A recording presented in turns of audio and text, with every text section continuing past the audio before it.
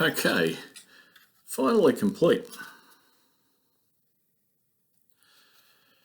With the propeller, I had to have a few goes at ironing, and in the end I thought the best way to do it is to simply, you iron it and you hold it from the centre and use one hand to twist one side at a time. So iron it, twist one side, iron it, twist the other, and you might have to go back and forth a few times to get as much rotation as you need on that propeller.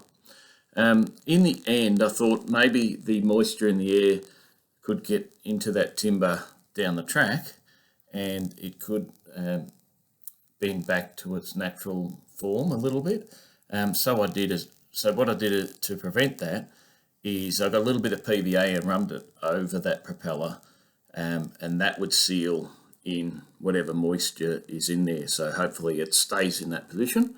But yeah, I'm pretty happy, and remembering that it's just a little bit of a fun project to build. It's not anything too crazy there, but I was pretty excited by the whole process of how I could make this aeroplane just out of paddle pop sticks.